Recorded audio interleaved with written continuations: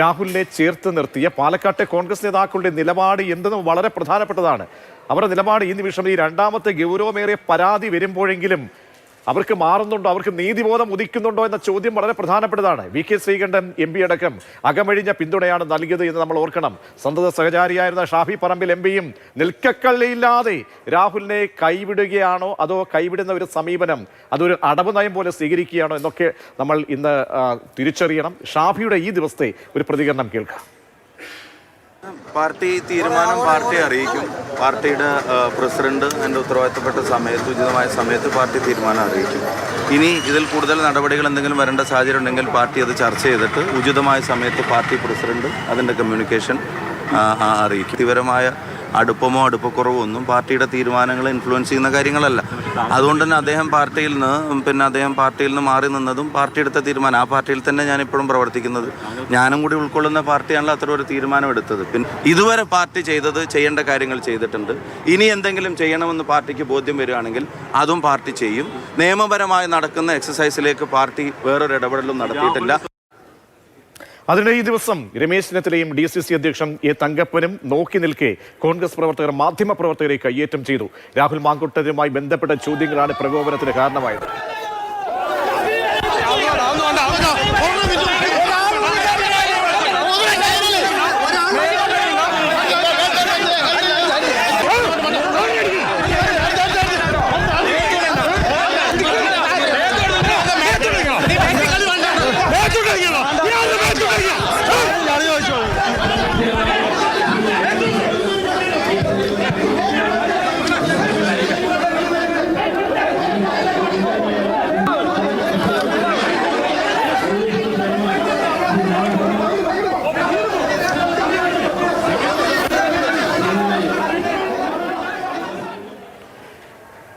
എന്തുകൊണ്ടാണ് പാലക്കാട്ടെ കോൺഗ്രസ് നേതാക്കൾക്ക് ഇത്രയധികം മമത ഈ രാഹുൽ മാങ്കുട്ടത്തിനോട് എന്ന് ചോദിക്കുകയാണ്. അശ്വജിത്തും G. പ്രസാദ് കുമാർ രണ്ടുപേരും പാലക്കാട് എന്നുള്ള മാധ്യമപ്രവർത്തകരാണ്. രണ്ടുപേരിലേക്കും പോകുന്ന അശ്വജിത്ത്, അതായത് തനിക്ക് ഇഷ്ടമുള്ള സ്ത്രീകളെ വശീകരിച്ച് വലവിരിച്ച് അവരെ പിച്ചിച്ചീന്തുന്ന ഒരു വേട്ടക്കാരനെ, അതായത് പരാതികളടക്കം ഗൗരവമേറി വന്നിട്ടും എന്തുകൊണ്ടാണ് പാലക്കാട്ടെ നേതാക്കൾക്ക് തെല്ല് പോലും കുറ്റബോധമില്ലാതെ ഈ വിഴുപ്പ് ഭാണ്ഡത്തെ ചുമന്നുകൊണ്ട് തലയിലേറ്റി നടക്കേണ്ടി വരുന്ന ഒരു അവസ്ഥ അതെന്തുകൊണ്ടുണ്ടാകുന്നു? പ്രതീഷ്, നമ്മളിപ്പോൾ ഈ ദൃശ്യങ്ങൾ കണ്ടപ്പോൾ എനിക്ക് ഓർമ്മ വരുന്നു, അങ്ങാടിയിൽ തോറ്റതിന് അമ്മയോടെന്ന് പറയുന്ന പോലെ രാഹുൽ മാങ്കൂട്ടത്തിനെതിരായ ആരോപണങ്ങൾ അതീവ ഗുരുതരമാണെന്ന് ഓരോ വ്യക്തിക്കും ബോധ്യമുണ്ടായിരിക്കും. അത് ചോദ്യങ്ങളായി നേതാക്കളോട് മാധ്യമപ്രവർത്തകർ ചോദിച്ചാണ് ഇപ്പോൾ ഈ കാണുന്ന വലിയ കോലാഹലങ്ങൾക്കിടയാക്കിയത്. അപ്പോൾ കോൺഗ്രസ് പാർട്ടിയുടെ അല്ലെങ്കിൽ പാലക്കാട്ടെ കോൺഗ്രസ് പ്രവർത്തകരുടെ നേതാക്കളുടെ ഒക്കെ വലിയ റെസ്പോൺസിബിലിറ്റി ഈ വിഷയത്തിൽ രാഹുൽ മാങ്കൂട്ടത്തിനെ ഇത്രയും ഒരുപക്ഷെ ഈ ഘട്ടം വരെയും വളർത്തിയതിലുണ്ട് എന്ന് വേണം പ്രാഥമികമായല്ല പരസ്യമായി തന്നെ പറയാം. കാരണം നമുക്ക് മനസ്സിലാക്കേണ്ടത് ഈ രാഹുൽ മാങ്കൂട്ടത്തിനെതിരെ പാർട്ടി ഔദ്യോഗികമായി നടപടിയെടുത്തു എന്ന് കടലാസിൽ പറഞ്ഞപ്പോൾ പോലും അതെല്ലാം രാഹുൽ വളരെ സജീവമായി പാലക്കാട് ജില്ലയിലെ കോൺഗ്രസിൻ്റെ ഓരോ പ്രവർത്തനങ്ങളിലും ഇടപെട്ടത് ജില്ലാ നേതൃത്വത്തിൻ്റെയും ജില്ലയിലെ മുതിർന്ന നേതാക്കളുടെയും അനുമതിയോടുകൂടി തന്നെയാണ്. അതിനകത്ത് ഈ ഞാൻ കണ്ടില്ല, അല്ലെങ്കിൽ പാർട്ടി ക്ഷണിച്ചിട്ടില്ല, ക്ഷണിക്കാതെ വന്നതാണ്, അല്ലെങ്കിൽ പാർട്ടി ഔദ്യോഗികമായി വിളിച്ചിട്ടില്ല എന്നൊക്കെയുള്ള ന്യായങ്ങൾ പറയാം. പക്ഷേ എങ്കിൽ പോലും പാലക്കാട്ടെ ഓരോ സംഘടനാ സംവിധാനങ്ങളിലും പാലക്കാട് മണ്ഡലത്തിലെ പാർട്ടിയുടെ ഓരോ പ്രവർത്തനങ്ങളിലും രാഹുൽ മാങ്കൂട്ടത്തിൽ കഴിഞ്ഞ 6 മാസ കാലയളവിലും, അതായത് ഈ സസ്പെൻഡ് ചെയ്യപ്പെട്ട കാലത്തിന് ശേഷവും വളരെ സജീവമായിരുന്നു എന്നും പവർഫുൾ ആയിരുന്നു എന്നുള്ളതാണ് വാസ്തവം.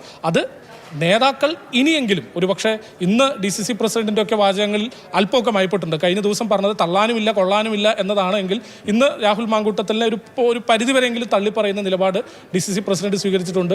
ഇനി മറ്റ് നേതാക്കളും സ്വീകരിച്ചിട്ടുണ്ട്. അപ്പോൾ പാലക്കാട്ടെ ജില്ലാ നേതൃത്വം ഈ സിറ്റുവേഷന് 100% ആൻസറബിൾ ആണ് എന്നതിൽ ഒരു തർക്കവുമില്ല. ഈ സിറ്റുവേഷനിലെങ്കിലും കൃത്യമായൊരു സ്റ്റാൻഡ് ഇനിയും വെളിപ്പെടുത്തണം. രാഹുൽ മാങ്കൂട്ടത്തിലെ പാലക്കാട് ജില്ലാ നേതൃത്വം കഴിഞ്ഞ കാലയളവിൽ നേരിട്ടോ അല്ലാതെയോ പാർട്ടിയുടെ സംഘടനാ സംവിധാനങ്ങളിൽ സഹകരിപ്പിച്ചത് തെറ്റായിപ്പോ എന്ന് തുറന്നു പറയാനുള്ള ഒരു ആർജവം പാലക്കാട്ടെ ജില്ലാ നേതൃത്വം ഇനിയെങ്കിലും കാണിക്കണമെന്നാണ് എനിക്ക് തോന്നുന്നത്.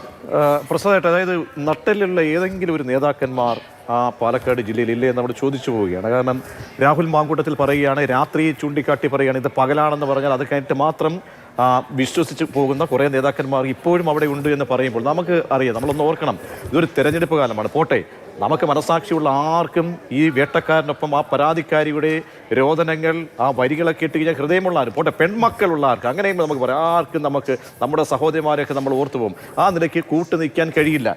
എന്തുകൊണ്ടാണ് ഈ ദിവസം ഇന്ന് മാധ്യമപ്രവർത്തകർ ചോദ്യം ചോദിക്കാൻ പാടില്ല എന്ന് തീരുമാനിച്ചുകൊണ്ട് മാധ്യമപ്രവർത്തകർക്ക് നേരെ ആക്രോശിക്കുകയാണ്? അപ്പോൾ ഒന്ന് ആലോചിച്ച് നോക്കൂ, അവിടുത്തെ പ്രവർത്തകരുടെ കയ്യേറ്റം ചെയ്യുകയാണ്.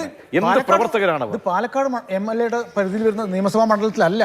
അശ്വതിന്റെ വീടിന് അപ്പുറത്ത് കുത്തന്നൂരാണ്, തരൂർ മണ്ഡലത്തിൽപ്പെടുന്ന സ്ഥലത്താണ് രമേശ് ചെന്നിത്തലയുടെ മീറ്റിംഗ് ഉണ്ടായിരുന്നു. അവിടെ വെച്ച് രമേശ് ചെന്നിത്തലയെ അല്ലെങ്കിൽ പ്രോത്സാഹിപ്പിക്കുന്ന രീതിയിൽ അടുത്ത മുഖ്യമന്ത്രിയാണെന്ന് പറയുന്നു. കുറേ തവണ, ഒരു തവണയല്ല പല തവണ അത് പുറകുവശത്ത് നിന്ന് കൂവുന്നു.